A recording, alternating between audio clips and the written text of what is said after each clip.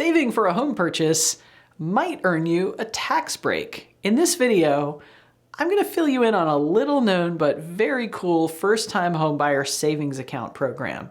There are only a handful of states that offer these programs: Alabama, Colorado, Iowa, Michigan, Minnesota, Missouri, Mississippi, Montana, I think that's all the M's, and Oregon and Virginia. The benefits vary from one state to another, but you'll pay no state income taxes on your earnings. And in Iowa, Michigan, Mississippi, Missouri, Montana, and Oregon, you can also claim a state income tax deduction for a certain amount of savings every year. This is a big deal. It reduces the income you have to pay state income tax on. In certain states, it can be as much as $5,000 for a single tax filer or $10,000 for a joint tax filer. Time is a little bit of the essence. You must open these accounts before December 2026, but once you have an account opened up, you'll have 10 years to save towards your home purchase. And there are some states that allow other people to make deposits on your behalf. So if you've got generous family members or friends who want to help out, or maybe you're getting hitched, you could think about setting up a first-time homebuyer savings account instead of a traditional wedding registry. Everybody can kick in on your home purchase, which would be a pretty amazing wedding gift.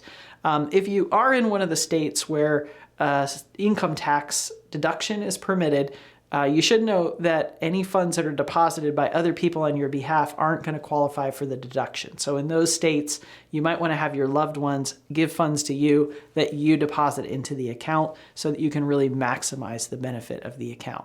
Now, when you're ready to start your house hunt, your savings can be used toward pretty much any expense related to buying your home: down payment, closing costs, real estate fees, you name it. You will have to buy a property that's located in the state where you opened the account, but the funds can go toward the purchase of a house, a condo, a townhome, a manufactured home, a trailer.